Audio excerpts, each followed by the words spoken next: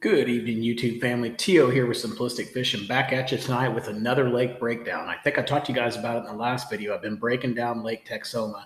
I'm almost done with it. I finally got the Google Earth waypoints done. That thing had 9 different zones. It's going to be crazy when we break it down. Not sure how long it's going to take. Probably like 2 weeks worth of videos. But anyways, going to be exciting. Getting really close to breaking that down. But in the meantime, I didn't want to have you guys sitting out there waiting for a lake breakdown or some kind of activity. So I decided to go out and break down a smaller lake, Lake Gilmer, which is out in Gilmer, Texas, East Texas, a little bit southeast, I guess you could say, of the Fort Worth area. It's located on the Kesley Creek in the Cypress River Basin. It's about 15 miles north of Longview and about 4 miles west of Gilmer. So that kind of gives you an idea of where it's at. So you can see here on the fishing page, kind of talks you about a little bit about the lake. It has 1 boat ramp, so I'll show that to you guys here in a minute. The surface area is about 1,010 acres, so pretty small lake. Maximum depth's only about 28 feet, which is really cool. And it was actually impounded in 2001, which I found pretty interesting. Now, one thing that was really tough on this lake was being able to find you guys good spots to fish or good areas to fish. There's not a lot of rock on this lake. It's kind of a muddy, sandy bottom, kind of with all those tall pine trees. There's laydowns all over the place. So I marked a few of them for you, but really there's laydowns all along the bank line. But the one thing that you'll really notice on this one is that there's a pretty major creek arm that just goes all the way through the lake. And I was able to get a lot of it from Google Earth, but not all of it. So we'll talk about that. But anyways, the fluctuation is less than 3 feet. So basically meaning Google Earth is not really going to do me much good because the lake really doesn't fluctuate much up or down. I was able to find some good stuff though, so I'll share that with you. And I just wanted to show you guys one more thing. When you get in here into the predominant species, it does say that largemouth bass fishing in this lake is excellent. We looked up the lake record here. The lake record was 14 pounds, but it does say to not expect to catch a ton of huge fish in this lake, but to definitely be able to catch a lot of numbers.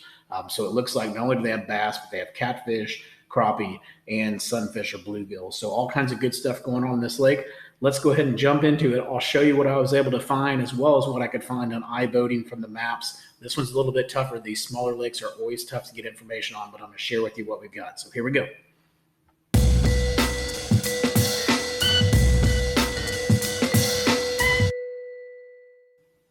So to start off with, what I really want to do is I want to take you guys into the iBoating application. I tried going through Navionics and finding some information that way, but there's really not a lot of contours on Navionics or anything like that. It's just kind of really, really basic. So can't find anything there. So every time that happens to me, I usually switch over and go out to this app called iBoating and see if they have any contour lines or contour maps. And every time they always come through for me. And again, they came through for me on this one. So we're going to switch over here in a minute and talk on the Google Earth side, but I want to start off first by just talking to you guys about what I was able to find from the contour perspective, or basically what we call structure. So coming through here, I did mark this spot for you, and you guys will see these marks again when we switch over to Google Earth.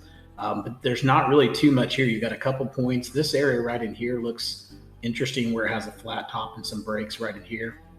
So that could be a potentially good spot. Also back in here where it looks like there's some kind of a creek channel or something going on, there's some pretty heavy breaks coming off of that bank line. So right in there would be a good place to look at. Obviously, you know, you're going to hit these points. So this point right here is a great point to look at. And there's actually, there were 3 spots that were marked on Navionics on this lake that said where the main creek arm was. So one of the spots was right here off this point. The other one was down in here. And then as we move up, it kind of went kind of out in here and then up to here and then back to the dam. So I'll show that to you guys here in a minute, but just keep that in mind about where that creek arm was, where they put those points at, because you can't see it on this contour map, which makes you wonder if this contour map's right or not. Hopefully it is, but I would imagine that that's probably, the people that are there to put those marks, they're probably going to be more accurate. I don't see a creek arm here, but anyways, keep that in mind. I'll quit rambling about it. But as we go in, we're just looking at offshore stuff. Again, not a lot of good stuff. You got a decent little point here. Nothing really going on back in here. This is a pretty little sharp area back in here. Nothing too crazy. I just didn't see a lot of offshore stuff on this lake, other than just getting out off the points. You can see it's just pretty much plain out here. But I did like this area right in here, so I went ahead and marked it for you guys. It's got a really good flat top. and then it's got a break going on right here. So I'm assuming that that creek channel probably goes from here to that point that they had marked out here and probably swings up against this. Something's got to be creating that break, and then it probably goes off onto the dam. Could be totally wrong, but that would just be my assumption based on all the maps that I've read and things like that. So then coming back in here, just a couple other spots I want to show you right here where this little hand is, right here in this area. This looks like it could be a pretty good area to take a look at. It looks like it's got a really sharp break there. It's right off the edge of a point, so I can definitely see that being a decent spot. Also over in here, I marked this too. You've got some pretty good drops going on right here on this bank line, and it kind of goes in, so you know you've got some pretty sharp drops on both sides. So take a look at that. Maybe take a look at this corner while you're over there too. So you're really just looking for anywhere that they could set up to ambush bait. And so you're looking for any sharp corners, things like that. Right here, obviously that point would be a decent point to take a look at. And then after that, there's pretty much not a lot of anything as far as offshore stuff. No humps, no major creek channels that are showing up on this map or anything like that. So with that being said, let's go ahead and switch over now. And we're going to move over to Google Earth and I'll show you what I got over there. Switching over to Google now, you can see that even on the best image that I could find, which was November of 2013, the water still is not down that much. There's not that big a difference between this image and maybe today's image in 2021. So let's go ahead and pull it back up because it doesn't really matter. But let's go ahead and pull it back up to 2021, and you can see there's really not that big of a difference. So with the lake only fluctuating 3 feet, wasn't a lot that I could really find from the bank line. And like I said, there's a ton of laydowns on this lake. So if you were just going and working the bank line per se, I would definitely suggest just getting you probably like a shallow diving crankbait to bounce off the wood, maybe a Texas rig, and things like that, and really just work that bank line. Although there's laydowns everywhere, so I don't think you can go wrong on this lake. But for me, I would probably kick more offshore, especially now that it's summertime. I would probably focus more on the creek channels and any ledges or anything like that this lake might have. So anyways, let's go ahead and get started. Remember when I was talking to you guys about the creek channel earlier and I rambled on for like 2 or 3 minutes, it seemed like, about the creek channel? So what I did was I went out to Navionics. Navionics, someone had marked on there that there's a main creek channel that started right here on this point. It went over to, let me show you exactly where it's at. So it went over to this offshore spot right here. Then it went to offshore 6, and then 4 and 5. So they're basically saying that was where the main creek arm was. So the only thing that I changed is that you notice when I showed you guys on the iBoating that there was a ledge there. To me, that means there's a creek channel somewhere close by. There's no other ledges on this lake or any major drops. So I'm imagining there's probably a creek channel swing somewhere in there that we just can't see on the map, but we can at least tell that there's a break there, right? So what I did was I went ahead and marked where that ledge was. I just took the GPS coordinates from iBoating, plugged them in here to Google Earth and put a point there. And then I made a track that basically takes us from the dam and connects to each one of those points. Now, I don't know for sure that that's where the creek channel is, but my guess is that it's going to be somewhere in that area. So if you come out here and you're wanting to fish the creek channel on this side of the lake, I don't know exactly where it's at, but I think you'll be able to tell by looking at these tracks a pretty decent idea of where it would be. Now, when you're looking at your graphs, these tracks usually don't show up on your graph, so you'll just have to kind of make an imaginary line of all these different offshore points. Okay, so we covered that. Let's talk about this creek channel back in here. If you're out here, say today, this is actually taken in July of 2021, which is the month that we're in right now. You wouldn't really know where this creek channel was if you were just out here fishing. You'd have to go out and do a lot of scanning and things like that. But if you had that card, the Simplistic Fishing card or the digital file, we can make magic happen here, because basically we're just going to pull this thing back and we're going to find it. And this is the easiest way to find it. So I went ahead and marked it for you guys. You can see the creek channel right here going through all this. And by the way, this just looks so juicy. I just want to go out there and throw a frog right now. But I've marked this entire creek channel for you guys. So literally, if you're just starting to fish and you're like, man, I don't know where to go, I get on these lakes, I get confused, things like that, literally just go get this file. It's going to be fairly cheap because it's a smaller lake, so it's probably going to cost you 10 or 15 bucks.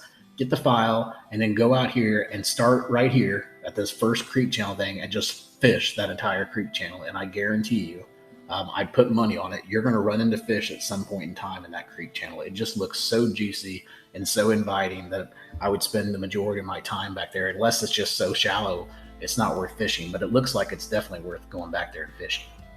And then if you're doing that, you could just come up here and start scanning and see if you can find that creek channel, because it comes up here. The locals have told us that it hits up against this point somewhere. So then from there, you can just try to kind of follow it and, use my line if you need to, and see if that kind of helps you figure out where it's at. This is where that offshore ledge was that we talked about. And then as we move up here, I didn't see anything, really didn't see anything, guys. I'm sorry, but I couldn't find anything on the bank line until we got back in here. There was a ramp back here that's kind of hidden. You'll see it's kind of buried underneath all this stuff, but it's back in here. And then also there's a pond that's way back in here, it's a pond. There's actually a pond right here. I wish I could find the exact date. That's here we go. So here's the pond, and then here's the ditch that comes from that pond dam. And this ditch is pretty significant. So I can definitely see fish setting up in this ditch. It's not as obvious. When you get back in here, if you're just fishing, you're probably going to go right past it. But there's a pretty good ditch that's back in there. So definitely take a look at that. And then moving on up here, there's another pond that's stuck back in here, and a pretty decent pond dam. You can't tell here. That's a 7/20/20. But let's go back to 4/13, and I'll show this to you guys, or whatever image is going to give us. 6/13. And now you can see it. So see the pond dam there, and see all the brush and everything around in here. This could be a really good pocket. I can see that being a really good pocket to fish. Then moving on up here, didn't see too much, not a lot of rock. Even their dam doesn't look really that great. Now there were some laydowns over here. I went ahead and marked for you, but like I said, I didn't want to mark all the laydowns on this lake because I would have marked 1,000 different laydowns. There are literally laydowns all over the lake. Everywhere you go, you can see them here on the dam. You can see them everywhere. But here was a pretty big laydown, so I went and marked that one for you. And I got a couple other ones that I marked as well. Kind of coming through here, there is a brush pile that's hidden back here that looks like it might have some decent depth. So right there, you can see it. Hopefully you can fish there. Those look like buoys, so you might not be able to get back in there, but that looks like a pretty decent brush pile that's stuck back in there. And then again, you'll see all those laydowns. See all these laydowns everywhere, all along the shoreline. There's just laydowns after laydowns. Now, the cool thing about this lake is I don't know if it looks like there's grass, obviously, especially this was from 2013. Now, when I brought it up to the earlier years, like to 2020 and 2021, it doesn't look like there's as much grass there. Now, I don't know if that's just because the lake's higher and I can't tell, or if that grass actually doesn't exist anymore. You can kind of see a little bit of vegetation back in here. So I'm hoping that grass is still there. If it is, you need to find that grass line that's along that bank line, and you could really see it on that other image that we were looking at. So if we go back here to the 2013 image, you can see the grass lines. You can see the shades of them. And if that was the case, I'd pull off the bank and just work the edges of those grass lines. Now, if the grass isn't there anymore, obviously that changes everything. But if it is, make sure that you're paying attention to those weed lines. Those weed lines or grass lines, however you want to refer to them, are key places to be able to find the fish. So let's keep moving on. There was a drop in here that I showed you guys on the eye boating, so I went ahead and marked that. So a real sharp drop right here. This little creek arm that comes out of here, and it must hit this bank line right in this area. But this looks like it could be a really good area to fish. We've also got another laydown over here. And then this is where we talked about on eye boating, where that came in and made that little contour in. This is that spot right there, which should have a drop, some ledges or something to fish around. And then up here, we just get back to this point. It's a really good point to fish. Obviously, we talked about that being a main creek arm that's running up and hitting that point. So those are always great areas to fish as well. You want to be super careful on this lake. You'll notice that there's stick-ups everywhere. I'd imagine you probably just idle around on this thing. I wouldn't imagine you even fire up the big motor and get up on plane. But anyways, the last two spots I want to show you, the only two spots I have to share with you before we wrap up this video, is just right here underneath this bridge. So anytime you guys heard me talk about it before, you want to fish all this riprap, this is the only rock really in this entire lake. So this has got to be good riprap to fish around. And then you always want to fish on these where it opens up, because that's going to give you wind current. The bait fish like to set up there is usually a creek channel there, which there should be a major creek channel coming through there. So all kinds of good stuff there. So make sure that you're always fishing in this area and around this area, really this whole entire area. Even the back sides of these things can be good, like out in here where people normally wouldn't fish. So check out those places. Hopefully this helps you guys. Go check out Lake Gilmer. This place looks really cool. Hopefully Landon and I can be able to get a chance to go out here and fish this lake. We just did Winsboro a couple days ago. That was pretty fun. So hoping that maybe we can go out to Gilmer and do the same thing. So until next time, guys, tight lines. If you haven't hit that subscribe button, please do so. Truly helps us out. Hope you guys have a blessed day. Take care.